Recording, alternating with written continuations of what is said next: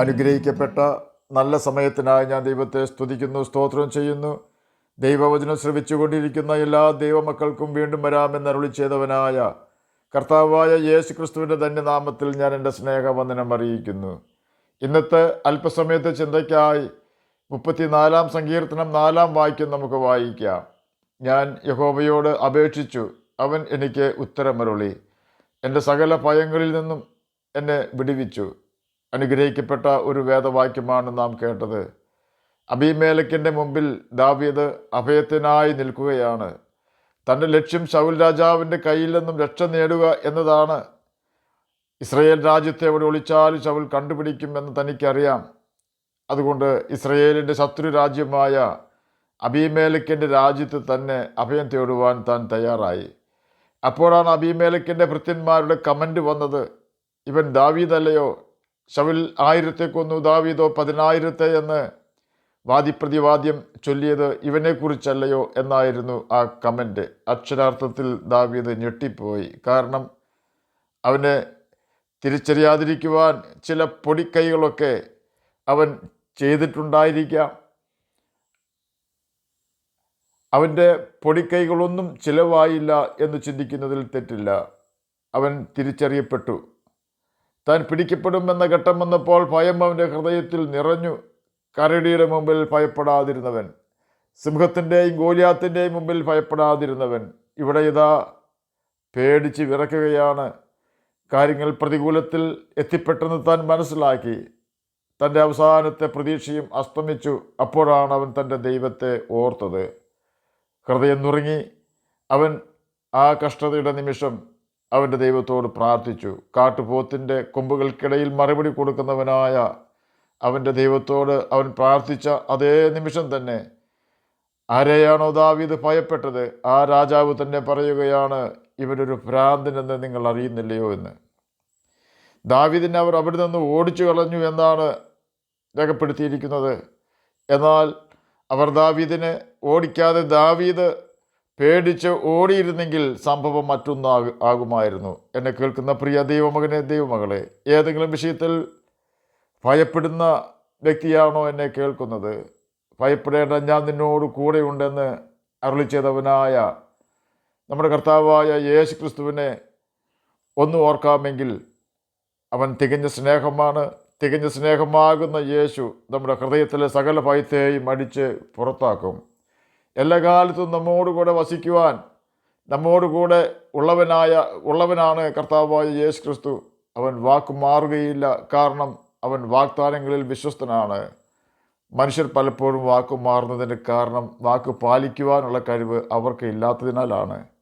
എന്നാൽ നമ്മുടെ ബലഹീനതകളിൽ സഹതാപം കാണിക്കുവാനും തന്ന വാഗ്ദാനം നിറവേറ്റുവാനും കഴിവുള്ളവനാണ് കർത്താവായ യേശു ക്രിസ്തു.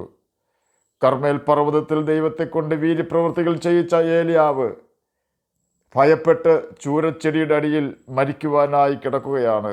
കാരണം എന്താണെന്നോ? ഇസബേൽ പറഞ്ഞു, നാളെ ഈ സമയത്ത് ഏലിയാവെ, നീ കൊന്ന എൻ്റെ പ്രവാചകന്മാരിൽ ഒരുത്തിനെ പോലെ നീ ആകും. ശ്രദ്ധിക്കുക, ഇന്ന് നിന്നെ കൊല്ലുവാൻ കഴിയാത്ത ഇസബേലിന് നാളെ കൊല്ലുവാൻ കഴിയുകയില്ല. കാരണം നാളെ എന്നത് യഹോവയ്ക്കുള്ളതാണ്. യഹോവ നമുക്ക് നാളെ എന്ന ദിവസം തന്നാലേ നമ്മുടേതാവുകയുള്ളൂ.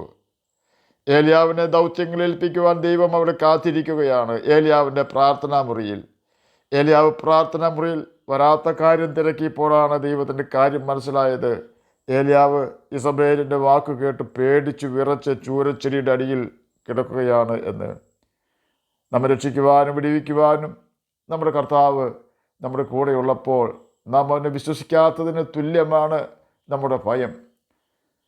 കഴിഞ്ഞ നാളുകളിൽ നമ്മെ രക്ഷിച്ചവനായ കർത്താവിനെ ഒന്ന് ഓർത്താൽ നമ്മെ ഭയപ്പെടുത്തുന്ന ഭീരുത്വത്തിൻ്റെ ആത്മാവിനെ നാം തിരിച്ചറിയുകയും ധൈര്യത്തിൻ്റെയും യഹോവാഭക്തിയുടെയും ആത്മാവിനെ കണ്ടെത്തുകയും ചെയ്യും.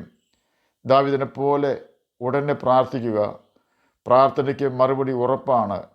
നാം നമ്മുടെ ദൗർബല്യങ്ങളെ ഭയപ്പെടുന്നുവെങ്കിൽ 27 സങ്കീർത്തനം 1 വാക്യത്തിൽ രേഖപ്പെടുത്തിയിരിക്കുന്ന വചനം ഓർക്കുക.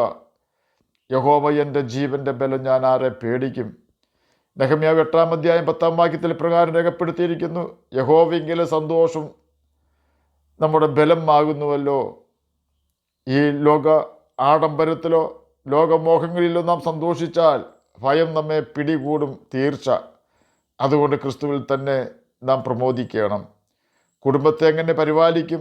കടഭാരം എങ്ങനെ മാറിക്കിട്ടും? ജോലി ലഭിക്കുമോ? മക്കളുടെ വിവാഹം എങ്ങനെ നടക്കും? ഇനി എങ്ങനെ മുന്നോട്ട് ജീവിക്കും? ഈ പ്രശ്നങ്ങളിൽ നിന്നെല്ലാം എങ്ങനെ രക്ഷപ്പെടും എന്നെല്ലാമുള്ള ചിന്തകൾ നമ്മുടെ ഹൃദയത്തിൽ കുത്തിവെച്ച് നമ്മെ നിരാശരാക്കുന്നവനാണ് സാത്താൻ. അത് അറിയാവുന്നത് കൊണ്ടാണ് കർത്താവ് പറഞ്ഞത് ഒന്നിനെക്കുറിച്ചും വിചാരപ്പെടേണ്ട എന്ന്. കാരണം അവൻ നമുക്കായി കരുതുന്നു എന്ന് 1 പത്രോസ് 5-7 നിങ്ങൾ പ്രത്യാശിക്കുന്ന ഭാവി വരുവാൻ തക്കവണ്ണം ഞാൻ നിങ്ങളെക്കുറിച്ച് നിരൂപിക്കുന്ന നിരൂപണങ്ങൾ ഇന്നവയെന്ന് ഞാൻ അറിയുന്നു. അവ തിന്മയ്ക്കല്ല നന്മയ്ക്കത്രേ ഉള്ള നിരൂപണങ്ങൾ എന്ന് യഹോവയുടെ അരുളപ്പാട് എന്ന് യിരെമ്യാ പ്രവചനം 29-11 രേഖപ്പെടുത്തിയിരിക്കുന്നു. എൻ്റെ ദൈവമായ യഹോവേ, നീ ചെയ്ത അത്ഭുത പ്രവൃത്തികളും ഞങ്ങൾക്ക് വേണ്ടിയുള്ള നിൻ്റെ വിചാരങ്ങളും വളരെയാകുന്നു എന്ന് 40 സങ്കീർത്തനം 5 രേഖപ്പെടുത്തിയിട്ടുണ്ടെന്ന യാഥാർത്ഥ്യം നാം മറന്നു പോകരുത്. നമുക്ക് വേണ്ടിയുള്ള അവൻ്റെ വിചാരങ്ങൾ വലിയവയാണ്. ഇസ്രായേൽ മക്കളുടെ മരുഭൂമി വാസം പോലെ മാത്രമേയുള്ളൂ നമ്മുടെ ഈ ലോകവാസം. മരുഭൂമിയിൽ വീട് പണിയുവാനല്ല, കനാൻ ദേശത്ത് പണിതിരിക്കുന്ന വീടുകളിലേക്കാണ് ദൈവം ഇസ്രായേൽ മക്കളെ മിസ്രയീമിൽ നിന്നും വിളിച്ചിറക്കിക്കൊണ്ട് വന്നത്. അതുപോലെ തന്നെ യേശു കർത്താവ് നമ്മെയും വിളിച്ച് പാപത്തിൽ നിന്നും വേർതിരിച്ച് രക്ഷിച്ചത് ഈ ഭൂമിയിൽ സ്ഥിരമായി താമസിക്കുവാനല്ല, മറിച്ച് യേശു ഒരുക്കിക്കൊണ്ടിരിക്കുന്ന നിത്യഭവനത്തിൽ നമ്മെ പാർപ്പിക്കുവാനാണ്. ആ ഒരു ചിന്ത നമ്മെ എപ്പോഴും ഭരിക്കണം.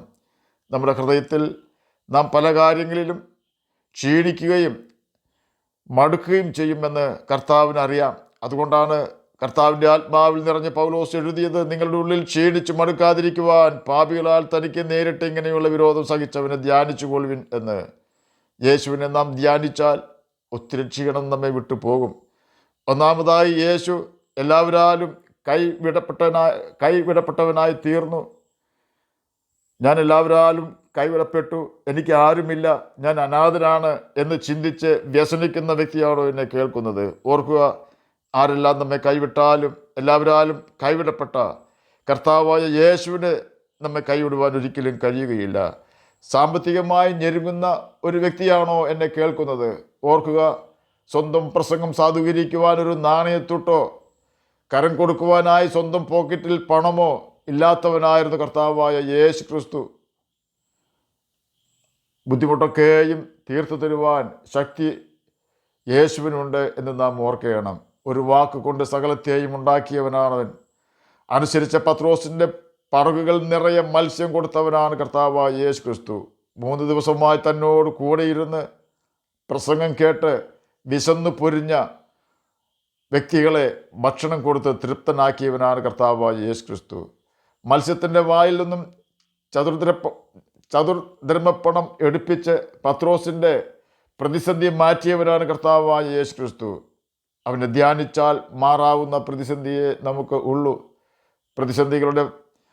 പ്രതിസന്ധികളും വ്യസനങ്ങളും നമ്മുടെ ഹൃദയത്തിലിട്ട് നമ്മെ വെപ്രാളം പിടിപ്പിക്കുന്നവൻ ആരാണെന്ന് നാം മനസ്സിലാക്കണം. അവൻ മറ്റാരുമല്ല, പ്രശ്നക്കാരനായ സാത്താൻ തന്നെയാണ്.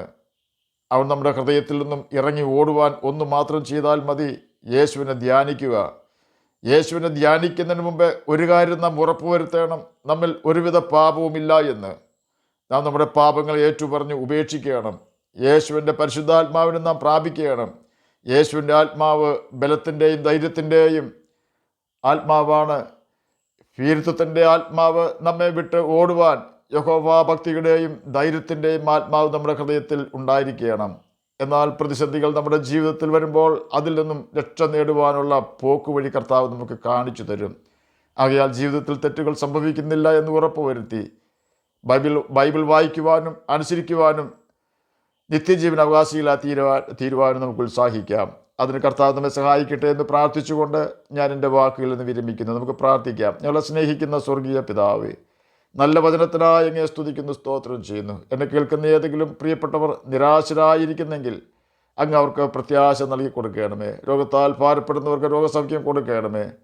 മക്കളില്ലാത്തവർക്ക് വേണ്ടി പ്രാർത്ഥിക്കുന്നു, അവർക്ക് കുഞ്ഞുങ്ങളെ കൊടുക്കണമെന്ന് പ്രാർത്ഥിക്കുന്നു. പഠിക്കുന്ന കുഞ്ഞുങ്ങൾക്ക് പഠിക്കുവാനുള്ള ബുദ്ധിയും ജ്ഞാനവും ഓർമ്മ ശക്തിയും കൊടുക്കണമേ. വീടില്ലാത്തവർക്ക് വീട് കൊടുക്കണമേ. പ്രാർത്ഥന കേട്ടതിനായി സ്തോത്രം. യേശുവിൻ്റെ നാമത്തിൽ തന്നെ ആമേൻ. കർത്താവ് എല്ലാവരെയും അനുഗ്രഹിക്കട്ടെ. സ്തോത്രം.